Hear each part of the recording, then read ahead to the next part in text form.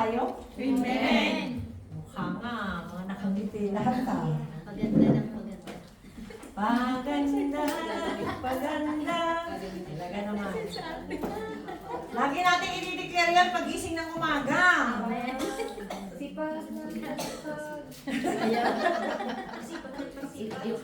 Para alam nyo, nakikinig ako ng preaching ni Billy Graham. Sabi niya po doon, kailangan daw i-declare natin 100 times paggising natin ng umaga. Bakit kaya 100 times? Para talagang mag-reflect sa atin. Kasi pag isa lang parang wala lang, dalawa wala lang, tatlo, di ba? Pero kapag 100 times, ewan ko na lang. Kundi talagang magrema sa puso at isipan natin.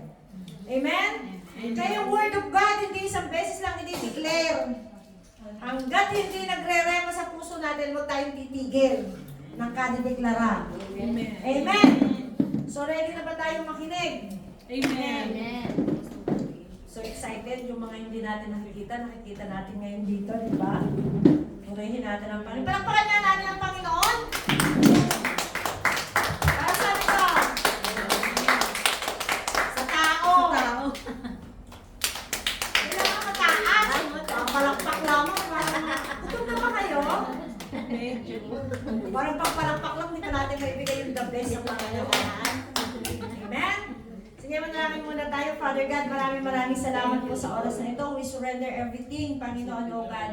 Hallelujah. Ikaw po ang manguna sa amin, Banal na Espiritu. Pangunahan mo po ako sa pagpapahayag ng iyong salita. I-anoint mo po ang bawat salita na lalabas sa aking mga labi, Panginoon. At i-anoint mo rin po ang tenga ng bawat isa na makikinig ngayong gabi.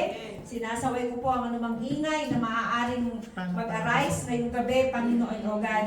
Even, Panginoon, yung mga unbelief ng mga tao, Panginoon, ay kinakancel ko po, Panginoon, sa oras na ito in the mighty name of Jesus.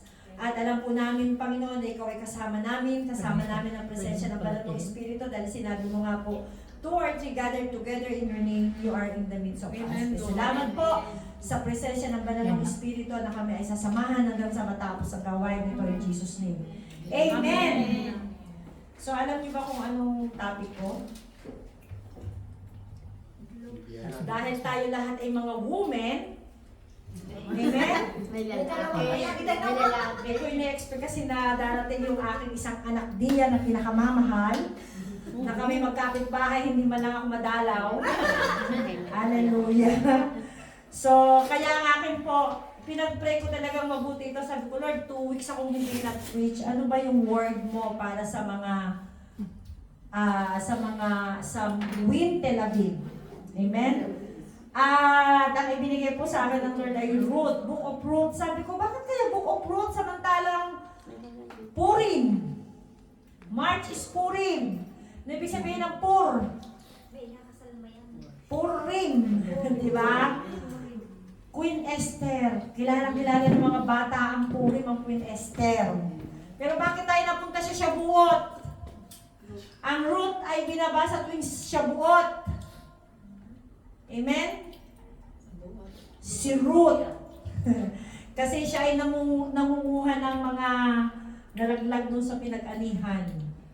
Pero napakaganda po ng ating pag-aaralan ngayong gabi. At ito pong topic na ito ay pinamagatan kong The Woman of Great Destiny. Meron ba tayong great destiny? Amen. Nakikita ba natin yon? Amen. Hindi nyo nakikita Ang Panginoon. Dapat may makita tayo doon sa mga bagay na hindi natin nakikita. Yun ang pananampalataya. Amen? Open our spiritual eyes. Amen.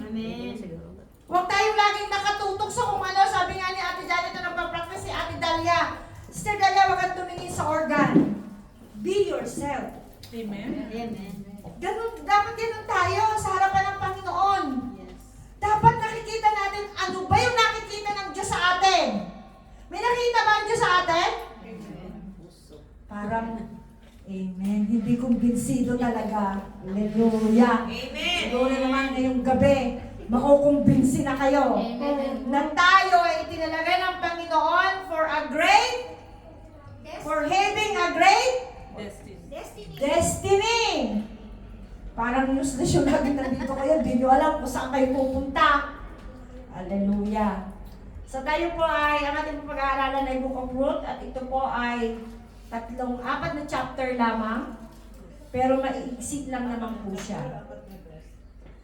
Amen? So, sino po ba si Ruth?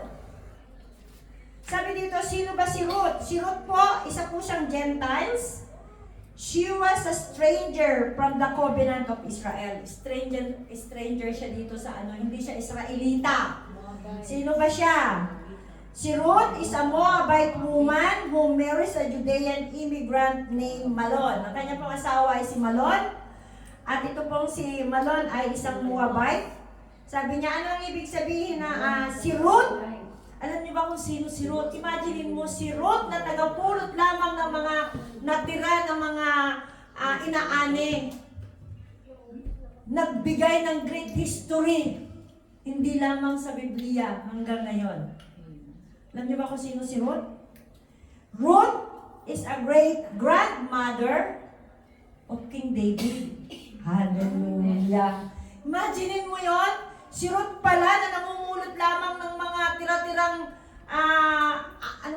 barley doon sa mga pinag-anihan. Pero siya yung naging great grandmother ni David. Sabi niya, at si Ruth daw, siya ay great-granddaughter of Eglon. Sino si Eglon? King of Moab. At si Eglon is grandson of Balak. Sino naman si Balak? Balik sa Old Testament. Hari ng Moabite. Si Balak ay ang hari ng Moabite during Moses' time. At di ba inutusan niya si Balaam na i-curse ang Israel. Kaya nga nagsalita ang donkey. Baka mamaya makasalubong kayong donkey. Hoy, kumusta ka? Kumusta ang pananampalataya mo? Yun po ang pinagmulan ni Ruth. Siya po ay Moabite. At ito po mga Moabite, sila po yung pagan nation. Hindi po sila nagwo-worship sa tunay na Diyos. Hindi sila nagsiserve kay Yahweh. Sila po ay nagsiserve sa mga Diyos-Diyosan kasi pagan sila. Amen? At ang ibig sabihin daw ng Ruth means companion or friend. Ang ganda pala ng pangalan ni Ruth, ano? Ruth, companion and friend. At kung ating pong babalikan, mula po kay Abraham at kay David, ilang generation from Abraham to David? Di ba nag-aaral ng WISL? Abraham, David. 14 generation. Amen? From exile to Babylon, 14 generation, and then exile to Christ. 14 generation. Ilan lahat? 28. 42 generation. Di ba? Mula kay Abraham hanggang sa kay Jesus Christ ay 42 generation. At kasama po doon si Ruth. Amen. Sino gusto maging Ruth? Ani. Hallelujah. Ani. May mga pagdadaanan tayo mga matitindi. Amen. Hanapin natin si Boaz. Sino naman daw si Boaz? Kailangan hanapin natin si Boaz. Natagpuan na tayo ni Boaz. Kinsman Redeemer. Natagpuan na tayo. Amen? Hindi tayo naghanap sa kanya. Remember that? Siya ang naghanap sa atin. Siya ang unang umibig sa atin. Kasi kung tayo, nung kang mahalin natin ang ating Redeemer. Ang hirap kaya, di ba? Sa pagbibigay nga lang natin ng tithes, hirap na hirap tayo di ba? Di ba kaya mahalin natin siya kung hindi siya ang una nagmahal sa atin? Amen. Amen? Sabi niya, si Boaz daw is a wealthy man from Bethlehem. Ang naging anak ni Boaz, si Boaz ay naging asawa ni Ruth. At ang naging anak ni Ruth ay si Obed. Si Obed ay tatay ni Jesse at si Jesse ay tatay ni David. Di ba ang ganda ng lineage ni Ruth? Amen? Sabi po, ang kinsman redeemer, ang ibig sabihin daw ng kinsman redeemer is a male relative who according to various law of the Pentateuch has responsibility to act on behalf of relative who was in trouble, danger, or need. Siya po, ang kinsman redeemer po, siya po yung tumutulong doon sa mga kaanak na mga nabalo or nandun sa trouble or sa danger. Ang tawag sa kanila ay kinsman redeemer. At kung nung unang panahon, kapag ikaw ay namatay ang iyong asawa na walang anak, ipapakasal ka doon sa kapatid na lalaki. Kapag namatay ang kapatid na lalaki, walang anak, doon naman sa kapatid na lalaki susunod. Amen? Yun yung unang panahon na nangyayari dito sa Israel. At dito po sa Book of Ruth, si Naomi at saka si Ruth ay magbiyanan. Sino may mga biyanan dito? Wala kayong biyanan. Namatay na. Alam nyo, mahalin natin ang ating mga biyanan.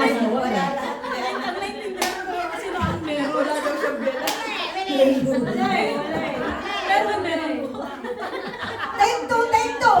Sino may mga biyanan? May mga.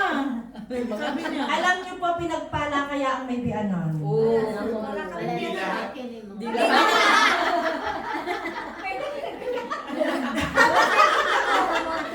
Umakontra ka na. Pinagpala po ang may biyanan. Alam nyo po dito, napakaganda po ng istorya ni Ruth. Amen? Kaya po ang aking pamagat, Women of Great Destiny. Amen? At dito po sa ating pag-aaralan, ay meron po tayong pag-aaralan ng 4 na puntos. Para po makita natin paano naging woman of great destiny si Ruth. Amen? At ang biyanan po ni Ruth ay si Naomi. Di ba sabi dito,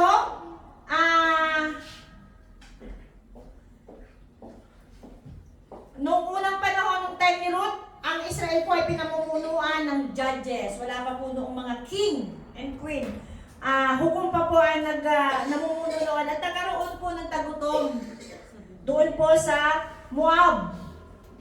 At doon po nakatira si mag-asawa ni Elimelech at saka si Naomi. Si Elimelech ay asawa ni Naomi. Doon po sila nakatira. Pansamantala po sila nakatira doon sa Moab. At ang kanila pong anak, si Malon at si Kilion.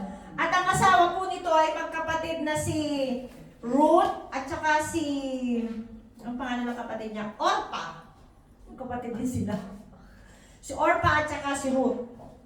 At dumating po yung time na namatay ang asawa ni Naomi. And then after 10 years, namatay naman po yung asawa ni Ruth at saka ni Orpa. So yung dalawang babae ay parehong nabiyuda. At sabi po ni Naomi kay Ruth at kay Orpa, maghiwa-hiwalay na tayo. Bumalik na kayo doon sa inyong mga pinanggalingan. Kasi ako'y pupunta na doon sa Bethlehem, ako'y babalik na sa aking pinagmulan. Kasi kahit magbuntis ako ngayon, ay hindi na pwedeng ipakasal pa sa inyo. Diba? Kasi yun yung kinagis na nilang kaugalian. Hanggang walang anak, ang isang babae, ipapakasal yun doon sa buong pamilya para lang magkaroon ng anak. At sabi ni Naomi, umuwi na kayo. Pero alam niyo po, napakaganda po ng sinabi dito ni Ruth. At ito po yung ating unang puntos na sabi po dito. Ang sabi po ni Ruth, bago niya nakamit yung kanyang destiny, ang sabi niya, I will go with you. Amen. Grabe si Ruth. No, yung siguro, huwag na natin tingnan na yung nanay niya mabait. Kung ang nanay niya yung biyanan, sabi ni Brother Rob, anong biyanan mo?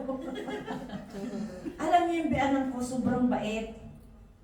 Dalawa kami dito na manugang. Dahil favorite yung anak, pag Pasko, dahil hindi niya favorite yung asawa ko, pag Pasko, ang regalo ng biyanan ko sa aking bilas ay diamond ring. Wow. Sa akin, tagda 30 shekel na tsinelas.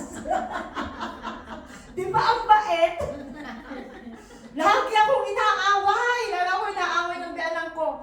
Pero alam mo, sabi ko sa biyanan ko, sabi ko sa kanya, alam niyo, Nay, kahit na hindi niyo ako gusto, mahal ko pa rin kayo. Amen. Dahil kung wala kayo, wala akong asawa. Sabi ko sa kanya, kahit na pinapakita, alam niyo ba? Pinagtataguan ako ng pagkain. Ouch. Yung anak ko lang ang pinapakain ako, hindi. Ayaw nga sa iyo. Pero talagang mahal ko siya. Alam niyo, dahil nag-iisang apo yung anak ko, sa Amerika pa ino-orderan nun ng mga gamit. Pero pagdating sa akin, ayaw sa akin. Ayaw sa akin. Pero in despite of that, mahal ko siya. Ginagawa niya, ninanakaw niya yung anak ko kasi tinatago ko yung anak ko. Nagtataguan kami. Ninanakaw niya yung anak ko. Tapos tinuturuan ako sinungalingan. Pumupunta sila ng Haifa, kumakain sila doon ng Jollibee, ay ng McDonald's, kung saan. Tinuturuan yung anak ko, huwag mo sabihin sa mami mo na kinuha kita. Siyempre yung bata hindi natuturuan ng kasinungalingan. Kaya sabi ko sa kanya, kahit anong gawin niyo sa akin, mahal ko pa rin kayo. Kasi kung wala kayo, wala akong asawa. Amen. Amen? At sabi po dito ni sabi po ni Kuya sa 16, please. Napakaganda po ng sagot ni Ruth. Sabi ni Naomi sa kanya, sinabi ni Naomi kay Ruth, ang bilas mo'y nagbalik na sa kanyang bayan at sa kanyang mga Diyos, umuwi ka na rin. Alam nyo, iniwanan na po ni, ano pangalan ng kapatid niya? Ni Orpa. Alam nyo ba kung sino si Orpa? Si Ruth ay pinanggalingan ni David. Si Orpa ay pinanggalingan ni Goliath. Pinanggalingan ni Goliath si Orpa. Kaya magkalaban sila. Kasi hindi siya sumunod kay Ruth. Di ba? So kung atin pong i-research, si Orpa po ay pinanggalingan ni Goliath. So sabi po dito, sabi niya sa 16, napakaganda po, sabi niya. Sumagot si Ruth. Huwag po ninyong hilinging iwanan ko kayo, hayaan na ninyo akong sumama sa inyo. Napakaganda po nito sa English. Sabi niya, saan kayo pumunta? Doon ako pumunta. Doon nagsimula si Ruth. Doon nagsimula ang kanyang destiny. Diba yung pangako niya kay Naomi, na ang sabi niya, hayaan ninyo akong sumama sa inyo. Dapat ang lagi natin sinasamahan, yung malawak ang pangunawa, yung may nakikita sa hindi nakikita. Amen? Yung nakikita yung great destiny niya. Huwag kayo sasama doon sa puro mga negative. Mindset na negative. Lagi nilang negative. Palagi na lamang mayroong yung, kumbaga, napakaganda ng nakikita natin siya, puro pangit ang kanyang nakikita. Huwag tayo sumama doon. Gumawa tayo kay Ruth. Sabi niya, saan man kayo pumunta, doon ako pupunta. Uwa! Grabe, ano? Ano sanat? Kung saan kayo tumira, doon ako titira. Ang inyong bayan ang magiging aking bayan. Sabi niya, ang inyong Diyos ang magiging aking Diyos. Grabe si Ruth. Yun nga lamang na talikuran mo yung pananampalataya mong Katoliko, dami mo ng kalaban, di ba? Sabi ng alam kong babae, nag-born again ka, sinusumpa kita. Sabi ko, hindi tatanggap sa akin ang sumpa nyo. Sabi ko sa kanya. Lagi kami magkaaway ng biyanan ko. Pero grabe si Ruth. Yung kanyang paninindigan. Sabi niya, saan man kayo pumunta, doon din ako pupunta. Grabe minahal niya. Kasi ang ating mga biyanan, yan ay magulang natin. Kaya mahalin natin yung mga magbibiyanan pa dyan, mahalin niyo yung magiging biyanan niyo. Amen? Saan man kayo tumira, doon din ako titira. Yung i-give up mo, yung iyong pinagmulan, di ba, napakahirap noon. Di ba, grabe si Ruth. Nagsakripisyo siya. Ibinigay niya, i-give up niya ang lahat. Alam niyo kung bakit? May nakikita siya sa hindi niya nakikita. Open our spiritual eyes. Dito lang ba ako, Lord, sa Israel? Bakit mo ako dinala dito sa Israel? Bakit mo po ako dito pinatira? Lord, meron ka bang plano sa akin buhay dito sa Israel? Sa dinami-dami, Lord, ng church dito sa Tel Aviv, bakit dito ako napunta sa Tel Aviv, sa Win? Eh si Pastora, puro parinig ng parinig sa akin. May nag-agree. Bakit ako dito? Bakit ako dito napunta sa Tel Aviv? Kasi bakit? May plano ang Diyos. Ang ganda-ganda ng sabi niya. Ang inyong Diyos ang magiging aking Diyos. Ang Diyos ni Naomi ay magiging Diyos daw ni Ruth. Sabi niya, Kuya, pakitaas mo. Ang ganda nito. Ganito kaya tayo? Kung saan tayo, kung saan tayo, doon ako malilibing. Diba? Grabe! Grabe yung ano tawag diyan? Yung solen sa mga bata. Pangako! Yung loyalty niya. Loyalty. Kung saan kayo mamatay, doon ako mamamatay at doon din ako malilibing. At nagbitaw pa siya, ha? Parusahan ako ni Yahweh ng pinakamabigat na parusa kung papayagan kong magkalayo tayo, maliban na lamang kung paghiwalayan tayo ng kamatayan. Grabe yung ano ni Ruth, no? Till death. Hindi naman niya asawa, bian ng laang. How much more kung asawa na yan? Pupunta ako kahit saan pa pumunta. Di ba? Grabe. Sabi niya, nang matiyak ni Naomi na hindi talaga magbabago ang isip ni Ruth, sumama sa kanya, hindi na siya tumutol. So kaya doon po nagsimula yung great destiny ni Ruth. Nasabi po niya doon, I will go wherever you go. Sasama ako sa iyo, saan ka man pumunta. Amen? Sa second chapter po, kuya, ano muna sa chapter 2? Kasi pag in-explain ko pang nandiyan, makamatay ng 3 oras. Okay, dito po sa chapter 2, makikita natin, nagkaroon po ng divine connection. Amen? Ang Panginoon ay nagbigay ng divine connection kay Ruth para po mangyari yung great destiny. Kagaya natin, nagbibigay ang Diyos ng mga divine connection sa atin para mangyari ang kalooban ng Panginoon sa ating buhay. Amen. Hindi naman tayo mga magkakakilala, di ba? Dapat tayo nandito ngayon, nagtatawanan, nagkukwentuhan, nagmamahalan. Di ba? Sabi niya po, ilan lang naman itong chapter. Sabi doon, divine connection. Ang Lord ang gumagawa ng paraan para matupad kung ano yung ipinangako ng Panginoon. Marami pong pangako ang Panginoon sa ating buhay. Anong pangako ng Lord sa buhay natin? Sa buhay niyo, Ate Janet, anong pangako ng Lord? Ate Mabel, Ate Maylene, Sister Jenna, Sister Lenny, Ate Dalia. Di ba may mga pangako ang Diyos sa buhay natin? Amen. Hindi na ako naghahangad na magkaasawa kasi ang sabi ng Panginoon sa akin, I am your husband who created you. Hindi pa man namamatay ang aking asawa, ay itinakda na. Ang sabi doon, ikaw ay maagang mabibiyuda. Di ba? Bakit? Dahil ang Lord ay merong itinakda, may ipapagawa sa akin. Amen? Amen. So sabi dito, isang araw, sinabi ni Ruth kay Naomi, pupunta po ako sa bukid at mamumulot ng mga uhay na naiiwan ng mga umagapas. Imaginein mo, ipinrepair ng Lord, divine connection. Nagbigay siya ng divine connection, ipinrepair ng Lord. Sabi ni Naomi, pupunta ako doon kasi wala na tayong pagkain. Dahil nung unang panahon, kapag ka ikaw ay, ano tawag sa kanya, yung mahirap ka, libre ka mamulot, Yung mga mumug. talagang iniiwanan nila yon para doon sa mga namumulot. At sabi nagpaalam po si Ruth kay Naomi na sabi niya, pupunta ako doon, mamumulot ako. Imagine mo kung saan siya dinala ng Lord. Di naman niya kilala si Boaz. Di ba? Hindi niya kilala si Boaz. Pero ang Lord ang nagdala sa kanya doon sa lupa ni Boaz, doon sa taniman ni Boaz. Di ba? Sabi niya, si Ruth ay napunta sa bukid. Day. Nagtutulin ako dyan, kuya. Nagpunta sa bukid, sabi niya,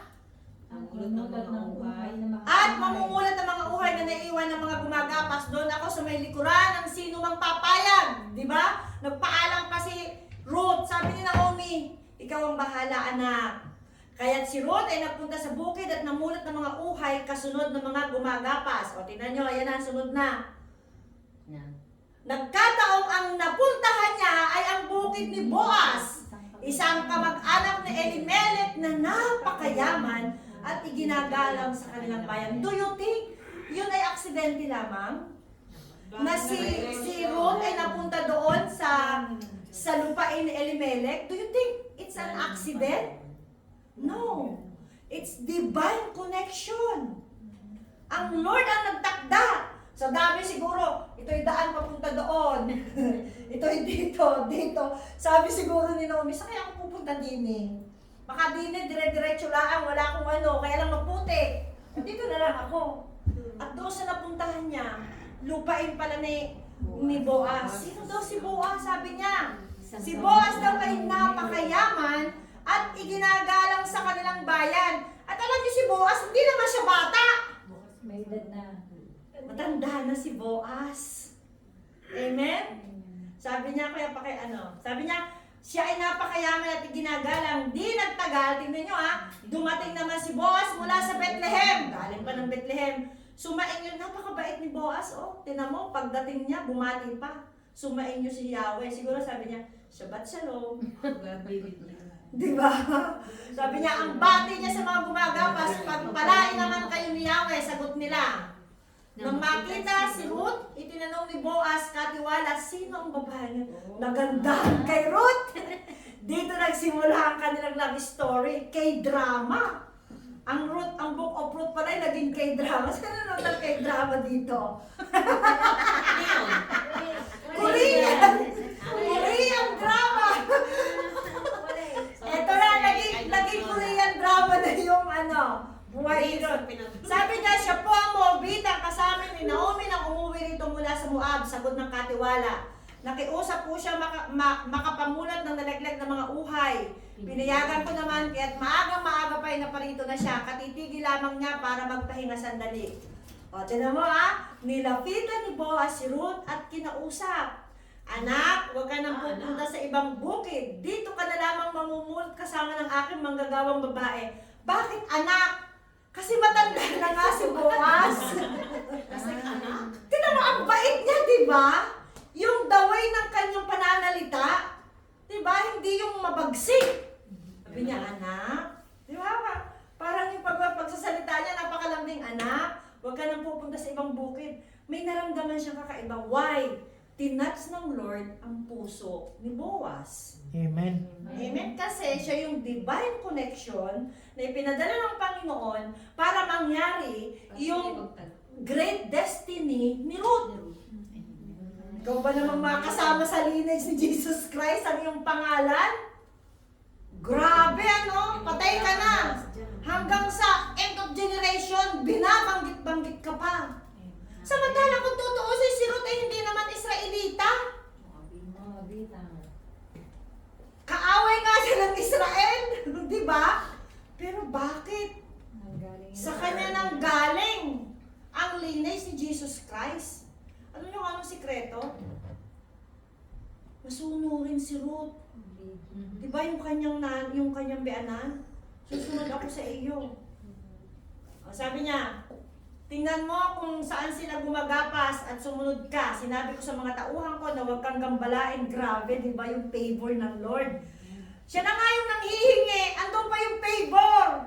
Di ba? Libre na nga yung kanyang kinukuhatin nyo Ito yung prayer ko kanina Habang nagme-meditate ako, Lord, huwag mong hayaan ang lahat ng makakinig ng iyong salita ngayong gabi ay uuwi ng empty-handed. Amen. Si Ruth, umuwi siya, hindi siya empty-handed. Grabe yung pagpapalang nakuha niya. Tingnan mo Sinabi ko sa mga tauhan ko na huwag kang gambalain at kung ikaw ay nauuhaw, malaya kang uminom ng tubig mula sa aking banga. Grabe. Mula pa sa banga ni Boaz, kung tutuusin, nakaseparate siya kasi mayaman siya. Diba? Tingnan mo yung favor ng Lord. Pag tayo'y pinili ng Diyos, kahit anong gawin natin, namumuna sa atin ang pabor ng Panginoon. Amen. Amen? Ano man ang gawin natin, matuto lang tayong sumunod sa Panginoon. Obedience is the key. Pagka tayo disobedience, ewan ko na lang. Di ba? Nasa sa atin yun. Tapos sabi niya, tingnan mo kung ikaw ay nauuhaw, malaya kang uminom ng tubig mula sa aking banga. Lahat ng gusto yun siguro ni Ruth. Malaya ka anak, sige kuhanin mo lahat kasi nabibless ako sa iyo. Makita ko pa lamang yung smile mo. Bless na ako, di ba? Imagine mo yun. Sabi niya, nagpatira pa si Ruth bilang pagbibigay galang at nagtanong, ako po ay isang dayuhan, bakit po napakabuti ninyo sa akin? Di ba sabi saan bang book yun? Sa Ezekiel yata yun? Sa Ezekiel, na ang sabi doon ay, sabi ni, ay, wala ko. Sino yung nananalangin doon sa weighing wall? Lord, dinggin mo ang panalangin ng mga dayuhan, kahit mga dayuhan ay dinggin mo ang panalangin. Sa Book of Ezekiel, di ba? Na kahit daw mga dayuhan ay dinggin ang panalangin kapag kami pupunta doon sa weighing wall. Dinggin ang panalangin. Kaya napakarami pumupunta doon mga foreigner, nakita nyo, di ba? Alam nyo, nung ako yung unang dating dito, sabi ng Pero, pumunta ka doon, magsipit ka ng papel. Ako naman, na-curious. Gumawa ako ng bahay skeleton. Hindi ako marunong mag-drawing. Basta bahay ganyan. Tapos may bintana. Isinipit ko doon. After 15 years, nagkaroon kami ng bahay. Amen. Di ba? Yung, alam mo, yung faith mo eh. Di ba? At ang sabi doon eh, sino ba yung prophet? Jeremiah ba? Yung sa Ezekiel, dinggin mo po Panginoon ang panalangin ng mga dayuhan na pupunta rito at mananalangin. Hindi si Isaiah na to. Sa Ezekiel, sa bukang Ezekiel. Kaya maraming mga pumupunta doon, makita nyo, di ba? Ang dami-dami mga papel. Ang nakalagay dito yung tunay, Elijah and Moses. Ang dami-dami mga papel doon. Hindi ko alam kung sa Chronicle. Sa Chronicle yun. O, tingnan mo doon yung ano. Hear the prayer of the tawag doon sa dayuhan. Foreigner.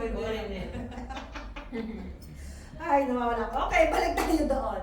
So sabi doon, sabi niya, ako po isang dayang, bakit po napakabuti ninyo sa akin? Di ba kahit tayo naman, makikita, sabi sa Malakay, makikita ang pagkakaiba ng mananampalataya sa hindi mananampalataya. Makikita sa atin ang pabor ng Panginoon at ang pabor ng tao. Kaya pag ako nananalangin, Lord, maranasan ko po ang pabor mo, Panginoon, at pabor ng tao. Kaya kahit saan tayo pumunta, di ba, ang pabor ng Panginoon nararanasan natin, ang pabor ng tao, pabor ng Panginoon ay nararanasan natin. Okay, sabi niya, sumagot si Boaz, nabalitaan ko ang lahat ng ginawa mo sa iyong biyanan. Mula nang mamatay ang iyong asawa, alam ko ring iniwanan mo ang iyong mga magulang at sariling bayan upang manirahan sa isang lugar na wala kang kakilala. Na-bless! Na-bless si Boaz, yung ginawa ni Ruth sa kanyang biyanan. At yun yung nakapagpaantig ng puso ni Boaz. Amen? Kaya nakita doon ni Boaz, ito ay mabuting babae. Kasi imagine mo kung tutuusin, iwanan ka na. Diba? Iiwanan ka na. Pero si Ruth, hindi. Nanatili po siya na nakasunod kay Naomi. Dapat ganun tayo. Lagi tayo nakasunod sa Kinsman Redeemer. Sinong Kinsman Redeemer natin? Boaz. Ay, Jesus. Jesus. Diba? Huwag na tayo maghanap ng Boaz. Si Jesus na lang ang maging Boaz natin. Kinsman Redeemer. Jesus is enough. Amen. Kasi kapag si Jesus ang ating sinusundan at sinusundan, ang pagpapala ay patuloy na dadaloy. Amen? Amen. Sabi niya, pagpalain ka nawa ni Yahweh dahil sa iyong ginawa. Gantimpala, pinag-pray pa ni Boaz, no? Gantimpala ang kanawa ni Yahweh, ang Diyos ng Israel, sapagkat sa kanya ka lumapit at nagpakupkop. Di ba kapag tayo sa Lord lumalapit, sa Lord tayo nagpapakupkop, ano ang mga pagpapalang ating mararanasan?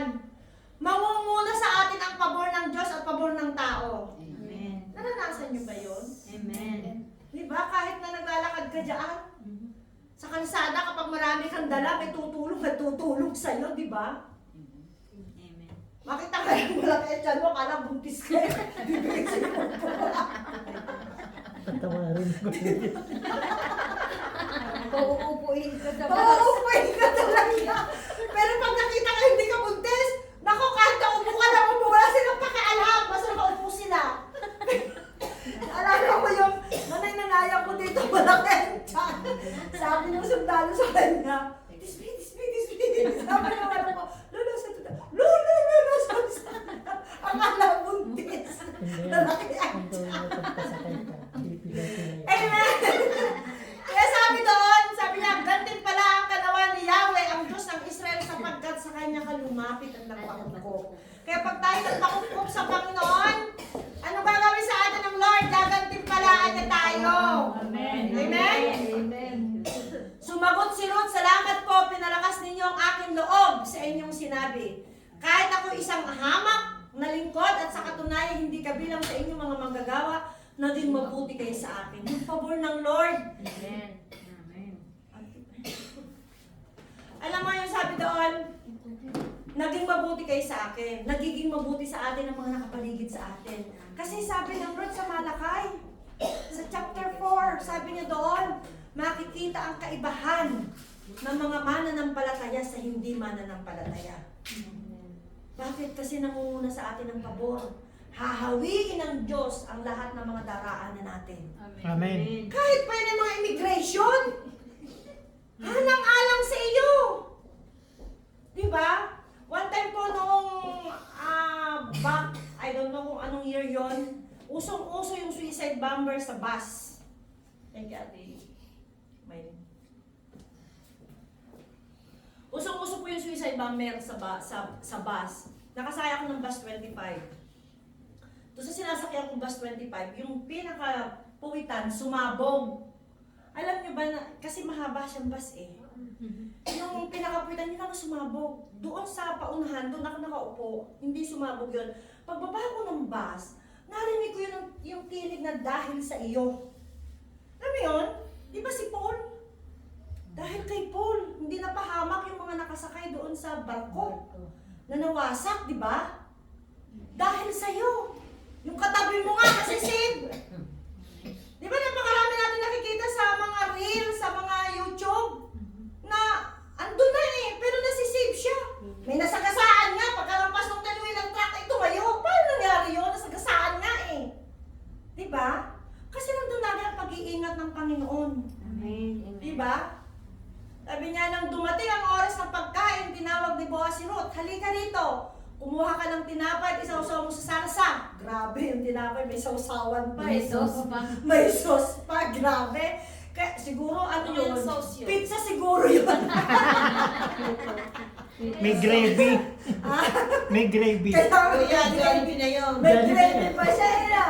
Kaya't umupo na siya kasama ng mga manggagawa at binigyan siya ni Boaz ng inihaw na sibada. Kumain naman si Ruth hanggang sa mabusog. May natira pa sa pagkain ibinigay sa kanya. Imaginein mo, ikaw na nakikihingi ka na lamang ng mumo. Diba? Hindi mo mga binigay sa iyo masarap na pagkain. Bakit? Kasi nasa sa iyo ang pabor ng Diyos. Kasi pinili ka ng Diyos. Diba ang tinawag sa pinili, mga kapatid? Magpasalamat tayo, pinili tayo ng Diyos. Anong hindi kayang ibigay ng Diyos sa atin? Ibinigay niya nga si Jesus Christ sa atin bilang kabayaran ng ating mga kasalanan. How much more ang mga simpleng bagay na hihingi mo sa Panginoon ang hindi ibigay ng Diyos sa iyo? Gusto mo ng asawa? Amen. Si Boaz!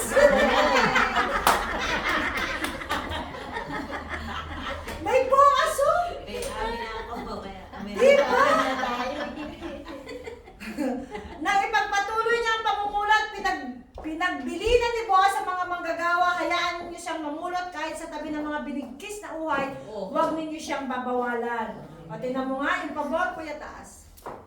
Hiro mo yun. Pwede na rin kumuha doon. Ay, tinan mo, sabi pa ni Boaz, ha? Maglaglag Ah, kayo. na napakagaling talaga, no? Divine connection talaga. Ano sabi? Maglaglag kayo ng mga binigkis para may mapulot siya. Hallelujah! Ipinurubahid na lahat ng pangangailangan ng woman of destiny. Amen? Ipinirepare na, sabi doon.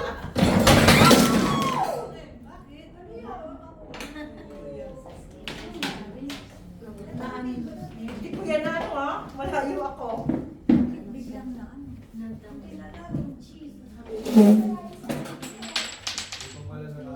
Ay, kanilap ni Kuya. Pero, Hindi na kayo. Plastic naman to eh. Maano pa naman to. hallelujah, tuloy tayo. Pero basag yun. Ay, sa Jesus name. Sino naman to na to? Ingat, ingat ate. Hindi kay ate kasi hindi siya pwede. Oo, hindi ako. Hindi ako. Hindi mo pa Ano? rin telepono ko, baka lumakapakan mo. Okay, tuloy tayo. Sabi niya, Kanina patinipid mo. tingnan nyo ha, si Ruth ay namulot hanggang gabi at pagkatapos ay ginihit niya ang kanyang napulot halos. Ano sabi doon? Limang salop na sibada. Limang salop na sibada at binigay. Halos Sabi niya, salop na si pagkatapos ay ginihit niya ang kanyang napulot halos 5 salot na sibada ang nakuha niya. Umuwi si Ruth at ipinakita sa kanyang biyanan ang naibong sibada at ibinigay pa niya sa matanda ang lumabis ng pagkain. Tingnan mo hindi umuwi si Ruth ng empty-handed. Hindi tayo hahayaan ng Panginoon na tayo ay empty-handed kung tayo ay nagsiserve sa Kanya. Kung tayo ay sumusunod sa Kanya. Amen? Hindi niya tayo pababayaan. Tawagin ka ng Lord pagkatapos hayaan ka niya magutom. Mapito. Alam niyo, nagkakaroon tayo ng kahirapan. Why? Consequences ng mga maling desisyon natin sa buhay. Diba? Hindi tayo kasi nagtitiwala ng fully sa Panginoon. Alam niyo ba yung kapag dumating sa point na, Lord, wala na talaga akong magagawa, bahala ka na. Yun yung tinatawag na faith. Alam mo yung nandiyan na ang immigration, ayan o, may witness dito. Yun na yung immigration, hindi naman siya kinuha. Yun yung faith. Lord, bahala ka na, hindi ko yung immigration sa harap ko. Kukuhanin ako. Diba? Yung naranasan kong aksidente. Do you think mabubuhay ka kung story building yung bumagsak sa'yo? Pero nung time na yan, sabi ko, Lord, I surrender my spirit to you. Kung ito na yung oras ng katapusan ko. Sabi ko, sinusuko ko sa yung aking espiritu. Pero Lord, kung hindi pa to yung katapusan ko, iahon mo po ako rito at maglilingkod ako sa iyo. At ako lamang, to God be the glory, ako lamang ang survivor doon. Amen. Alam mo yung wala ka ng pag-asa Wala ka ng pag-asa. Pero binigyan ka ng Panginoon ng pag-asa. Hinawakan niyo yung kamay mo at inahon ka doon sa kinalulubluban mo. Amen? Kasi pinili ka niya. Hindi ka niya pababayaan. Tinawag ka niya sa kanyang pangalan. Ikaw ay sa kanya. Amen? Dumaan ka man sa ilog, di ka malulunod. Dumaan ka sa apoy, di ka masusunog. Bakit daw? Kasi tinawag ka niya sa kanyang pangalan. Okay, nagtanong si Naomi, sa bukid ka ba namulot? Ngayon, pagpalain nawa ng Diyos ang taong na nagmagandang loob sa'yo. Tinuruit ang nangyari sa kanya sa bukid ni Boaz. Kaya sinabi ni Naomi, pagpalain nawa siya ni Yahweh na hindi nakakalimot sa kanyang pangako sa mga buhay at sa mga patay. Kahit mga patay na, inaalala pa ng Lord yung pangako niya doon sa mga patay. Kasi may pangako siya. Di ba? Sabi niya doon, idinugtong pa niya, malapit natin kamag-anak ang taong iyan, isa sa mga may tungkuling mga laga sa naiwan ng mga yumao. Yun ang kinsman redeemer. Tungkuling mga laga sa naiwan ng mga yumao. Nagpatuloy ng pagsasalaysay si Ruth. Sinabi pa niya magpatuloy akong mamulot sa kanyang bukid hanggang sa matapos ang anihan niya. Sumagot si Naomi, oo nga anak, baka mapahama ka lamang kung sa ibang bukid ka pupunta. Mabuti kang manatili kang kasama ng kanyang mga manggagawang babae. Ganun nga ang nangyari, namulot si Ruth kasama ng mga gumagapa sa bukid ni Boaz hanggang sa maaring lahat ang trigo at ang sibada at namuhay siya sa piling sunod doon. Sa piling ng kanyang Sa piling biyanan. ng kanyang biyanan. Bakit nga kaya dito kayo dinala ng Panginoon sa Israel? May plan. Pwede naman sa Kuwait, sa Dubai, di ba? Pero bakit nandito kayo sa Israel? Amen. So dahil nandito sa Israel, pagbutihin na natin ang paglilingkod sa Panginoon. Upang makamtan natin yung ating great destiny. Chapter 3 kuya. Ito na po. Sabi po, tapos na, di ba? Sabi ni, nag-umpisa si Ruth para makamtan niya yung great destiny pangako ng Panginoon. Ang sabi niya, I will go. Wherever you go. Pangalawa, sa paghayo ni Ruth, sa pagsunod ni Ruth, ibinigay na ng Panginoon ang divine connection sa kanya para malakaran niya yung great destiny na pangako sa kanya ng Panginoon. Di ba sabi doon? Na Diyos ang kanyang pangako sa mga buhay at sa mga patay. May pangako ang Panginoon sa atin, di ba? Na ang sabi doon, kapag tinanggap natin si Jesus as Lord and Savior, we are seed of Abraham. Di ba? Kaya panampalatayaan na natin yun. Alam nyo, nung wala pa akong papel, nung hindi pa kami nabibigyan ng papel, ay ko sinasabi, Lord, I am seed of Abraham sa pananampalataya, sa pamamagitan ng Panginoong Jesus. At ngayon po'y tinatamasa ko, hindi lamang yung pananampalataya na seed ni Abraham, kundi nalalakaran ko pa rin. Amen? Kung anong natatanggap ng mga Israelita ay natatanggap din namin. Kung ano ang pabor ng mga Israelita ay natatanggap din namin. Amen? Kaya mga wala pang mga papel dyan na lumalaban, mag-stand kayo. Kung kinakailangan mag-fasting kayo, ipag-fasting ninyo yung papel na yon. Amen? Hawiin natin yung daraanan na yun dahil may humahadlang. Para mabigyan tayo, maramdaman natin, maranasan natin talaga yung pangako ng Panginoon na seed of Abraham. Amen? So sabi po dito, tingnan nyo pagkatapos po ng divine connection, ang sabi kay Ruth, nangako po ang Panginoon ng promise of rest. Nawawala ako. Parang palitan natin itong ano kaya ilalagay natin dito. So ang Panginoon po, sabi niya kay Ruth, mahinga ka anak, kasi napapagod ka na. Amen? Sa araw ay kinausap ni Naomi si Ruth, sabi niya, anak, kailangan ihanap kita na magiging asawa upang magkaroon ka ng sariling tahanan. Gusto ng Lord na si Ruth ay magkaasawa ulit kasi bata pa si Ruth. Diba? Siguro mas bata pa sa akin nung nabiyuda. Amen? Sabi niya, kasi kawawa naman kung mag-isa, siyempre mamamatay nga naman si Naomi. Sabi niya, natatandaan mong sinabi ko sa iyo noon na kamag-anak natin si Boaz, mga manggagawa niya, mga kasama mo sa bukid. Ngayon, makinig kang mabuti. Magpapag-iik siya ng sibada, mamayang gabi. Kaya't maligo ka, magpabango ka, at isuot mo ang pinakamagandang mong damit. Pagkatapos, pumunta ka sa giikan. Ngunit, huwag mong ipaalam na naroon ka hanggang sa makakain at makainom si Boaz. Tingnan mo kung saan siya matutulog. Lumapit ka, iangat mo ang takip ng kanyang paa at mahiga ka sa may paanan niya. Sasabihin niya sa iyo ang nararapat mong gawin. Bakit kaya ginawa? Bakit kaya yung mga utusan noon ay sa paanan ng amo na tutulog? Hindi yun para yung fleshly, Kaya po ganon, para kapag ka nangailangan, kung ano man ang kailangan ng amo, madali nilang mauutusan. Kaya doon sila natutulog sa paanan ng kama. Kaya kung halimbawa, gusto mo uminom, andun ka kaagad, mabibigyan mo kaagad. Diba? Itayo mo ako, nandun kaagad siya. Ganon po yon. Sabi niya, sumagot si Ruth, gagawin ko pong lahat ang inyong sinabi. Tinan mo hindi umangal si Ruth, kahit na pa, siguro kahit sabihin ni Naomi, ibebenta kita kay Boaz.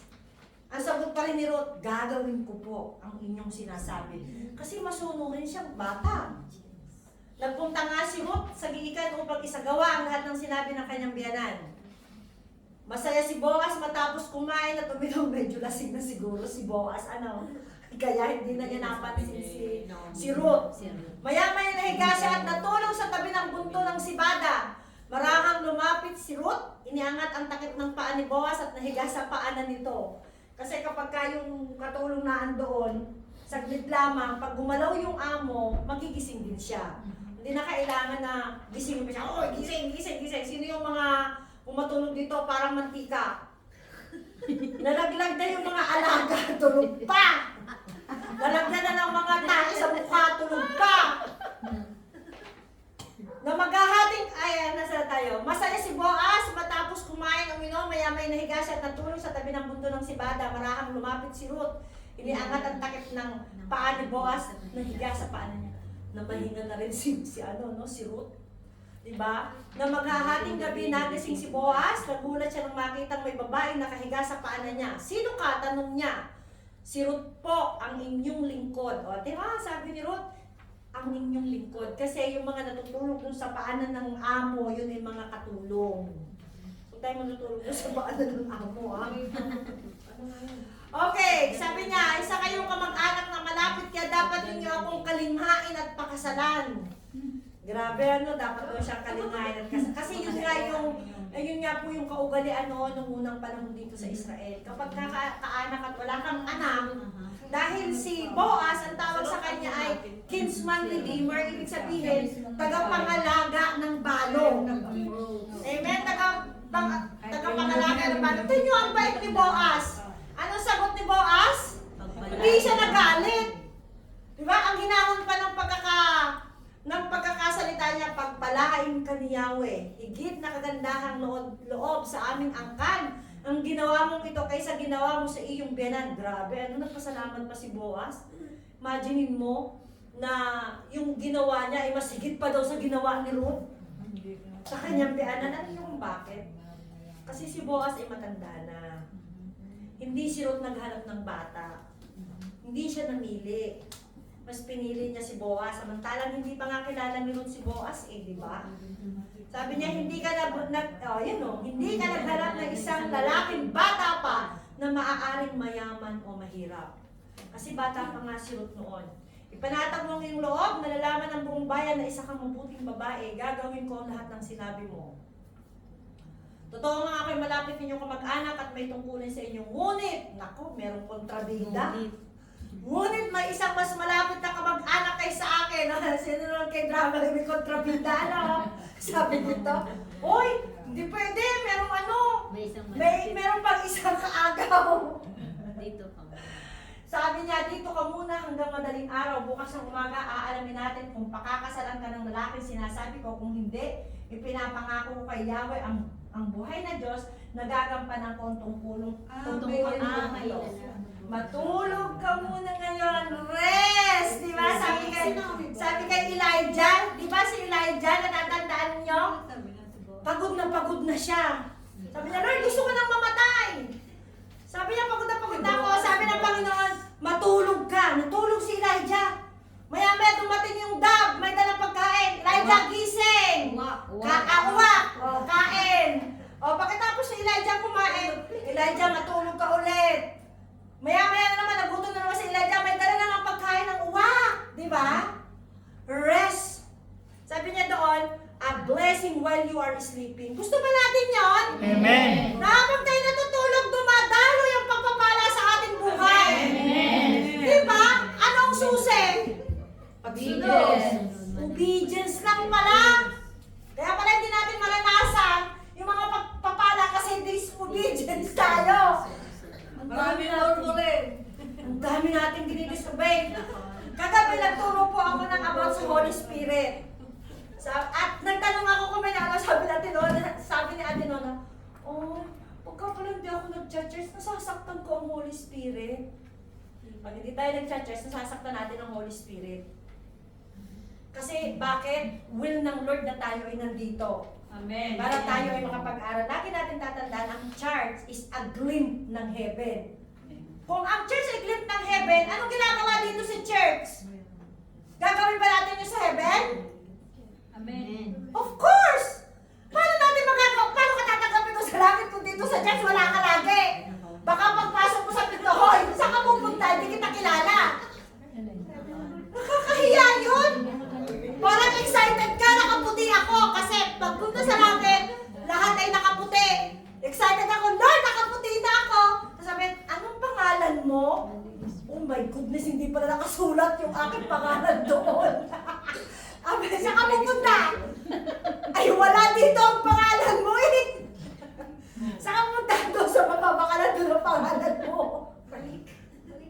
Tandaan natin mga kapatid, kapag hindi nakasulat ang pangalan mo sa aklat ng buhay, aba, dahil wala naman ang pupuntahan, langit at impyerno. Siguraduhin natin ang ating pangalan na nakasulat doon sa langit. Amen. Dahil kapag hindi, doon ka pupunta sa impyerno. Amen? O yan, natulog na si Ruth. Paggising niya, sabi niya bago sumikat ang araw, kinausap na kagad siya ni Boaz. Ano sinabi ni Boaz? Walang dapat makalam na nagiging siya. Oh, wala daw dapat mga kaya. Secret. Alam nyo, pag meron kayong mga plano sa buhay, huwag i-broadcast. Secret. Kasi ninanako ng demonyo. Kahit yung inyong mga testimony, dapat lagi yung Lord, ito pong testimony kong ito, selyuhan mo po ng banal mong dugo para hindi nakawin ng demonyo. Ninanakaw kaya ng demonyo ang ating testimony. Diba? Kaya nag-testimony ka ngayon, bukas, hindi naman ito, nag-testimony ako kagabi, bakit ganito nangyari? Kaya sa akin. Kasi kailangan selyuhan natin ang banal ng dugo, di ba? I plead the blood of Jesus sa aking testimony. Amen? So sabi niya doon, kahit natulog si Ruth, sabi, ay, nasaan ba tayo kuya? Nang paalis na si Ruth. Nang paalis na si Ruth, sinabi ng Boaz, iladlad mo ang iyong balabal at ito'y nilagyan ni Boaz ng mahigit na kalahating kabang siguro. Grabe, no? Siguro si Ruth ay, maskulado, no? Kalahating si Bata, kalahating kabang. Kaya mo ba yung brother Roland? Kalahating kabang. Hindi niya hatid. Wala ka nakakaalam eh. Sikrito. Secret nga, secret. Di ba? Para tayo nanonood talaga ng kay drama sa sasabi niyo. May imagine Sabi niya, ipinasal niya ito kay Ruth. Grabe, no?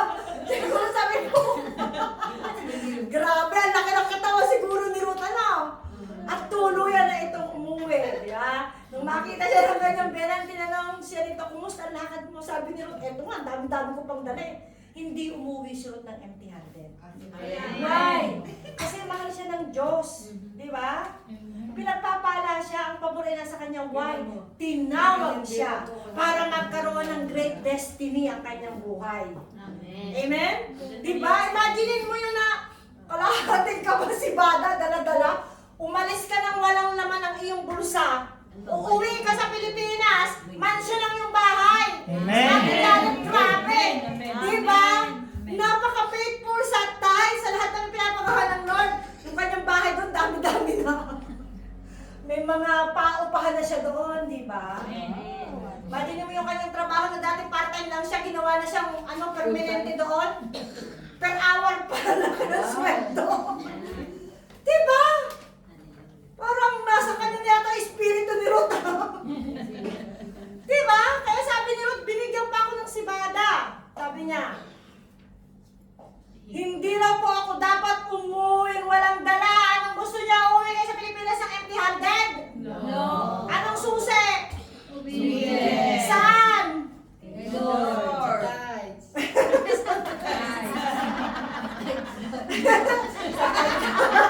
Sa pagdaw. Ayun o, tugtog pa niya. Tugtog.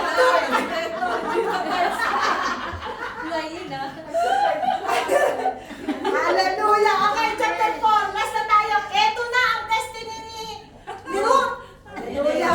Last na pinalong forgive us. Sorry po. Last na Final. Conclusion. Conclusion na ito. Conclusion na natin. Malapit na sa ending, malapit na mag-ending. Excited na ba kayo kung ano nangyari kay Boaz sa pagliligawan at pag-iibigan ni Boaz at Ruth? Hallelujah. Ginawa niya kung Dito na lang niya. Hallelujah. Sige na ito. Sa chapter 4, nangyari po yung great destiny ni Ruth. Amen? Nagtungo si Boaz, pinakasalan ni Boaz si Ruth. Ayun o. Diba? Pinakasalan ni Boaz si Ruth, kaya nabuo si Obed. At si Obed ay tatay ni Jesse, at si Jesse ay tatay ni David. At galing kay David ang Panginoong Jesucristo, ang lahi ni Jesus Christ. Nagtungo si Boaz, ilan lang naman to? Nagtungo si Boaz sa may pintuan ng lungsod at naupo roon. Di nagtagal, dumaan ang tinutukoy niyang pinakamalapit na kamag-anak na Elimelech, pinsan. Sandali lang, grabe to, no? Sandali lang, upo ka rito at may sasabihin ako sa iyo, sabi niya, lumapit naman ang tinawag at naupo sa tabi ni Boaz. Tumawag si Boaz ng 10 pinuno, tingnan nyo ha, nung sila nag-uusap, kailangan may witness na mga leaders.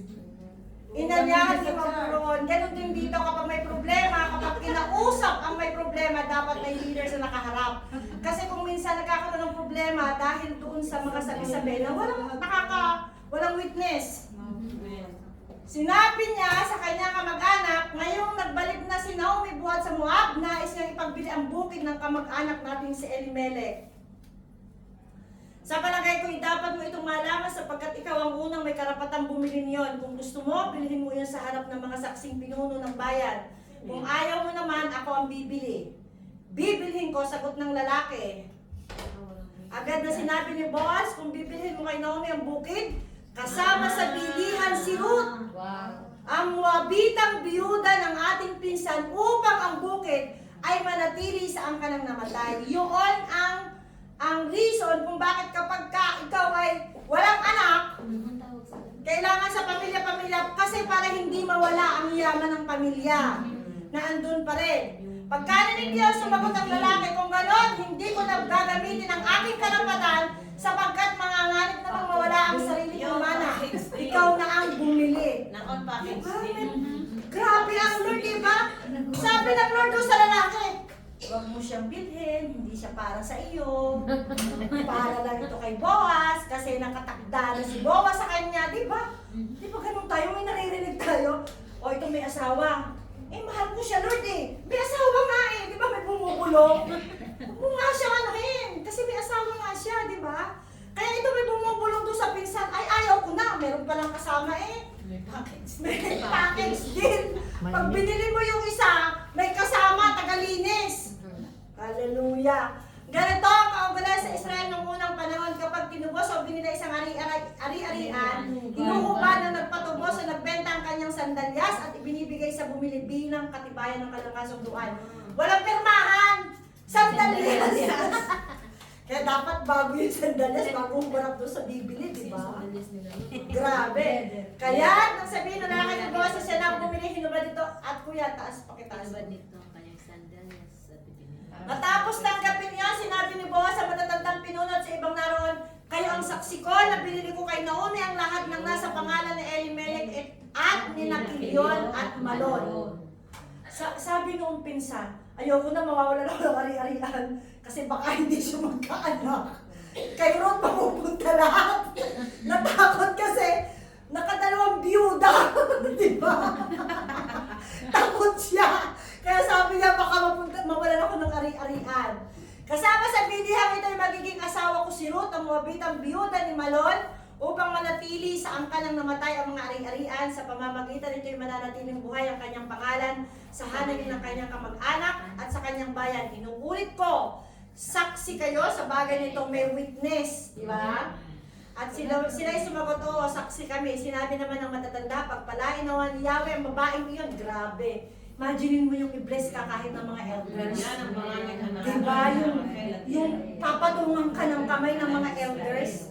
Diba sabi niya, sila ay sumagot, oo, saksi kami. Sinabi naman ng matatanda, pagpalain nawa ni Yahweh ang babaeng iyon at bigyan ng maraming anak gaya ni na Raquel at Leah na pinagmula ng lahing Israel. Ikaw naman, Boaz, sumagana ka nawa sa Efrata at kilalanin sa buong Bethlehem. Diba? Pinilala. Sabi niya, matulad nawa sa sambayan ni Pares na anak ni na Judah at Tamar, ang mga anak na ibinigay sa inyo ni Yahweh sa pamamagitan ng kabataang babaeng ito. Kasi sikat ang tribe of Judah, yung pinagmulan ni yung 12 tribes.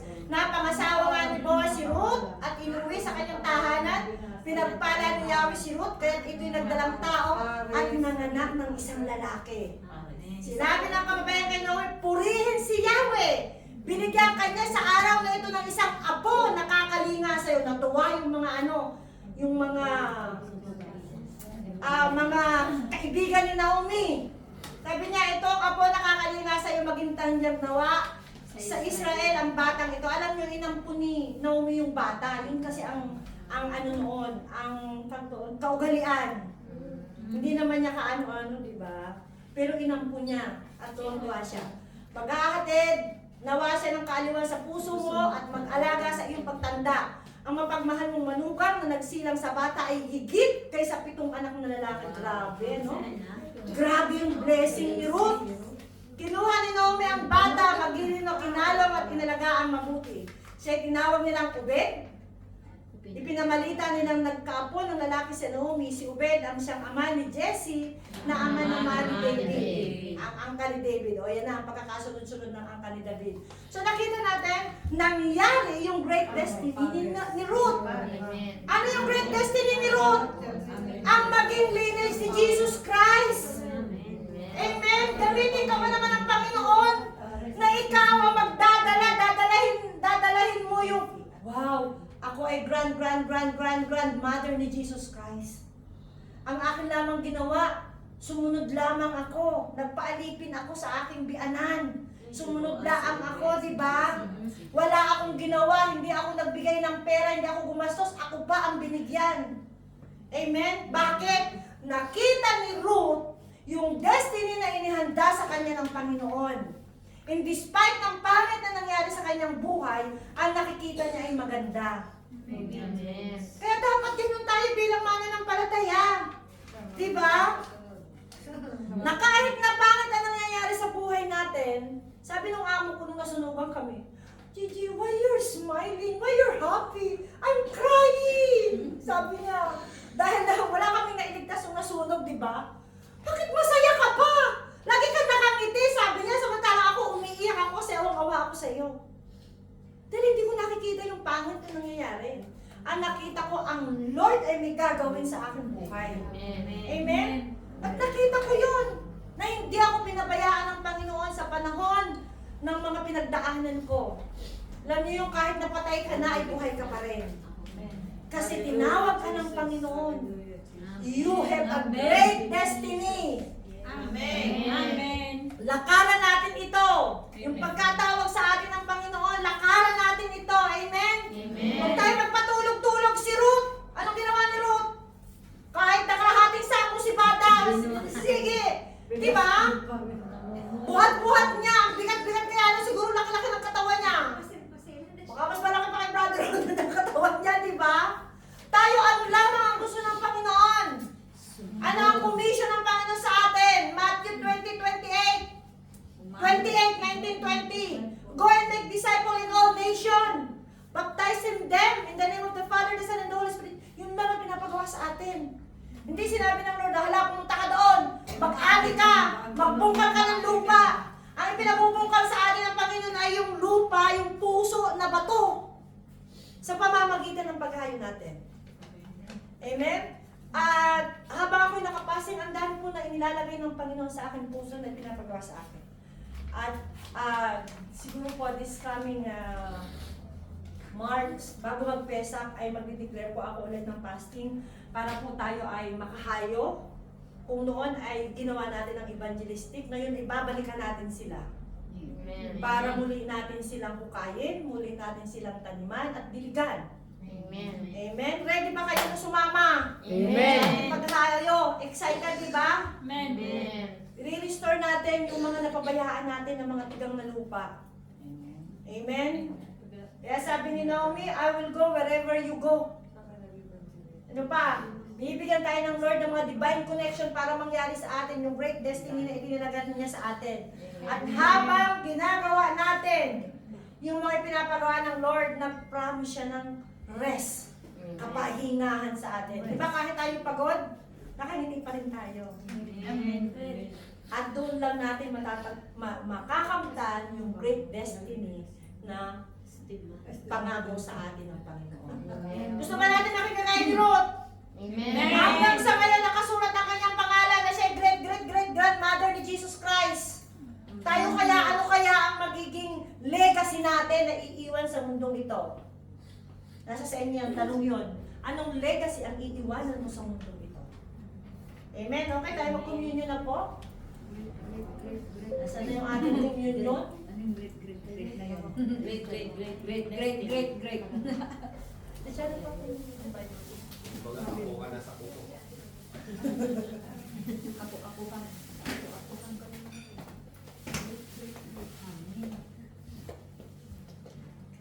Sana ang movie niyo na panood. Nasira.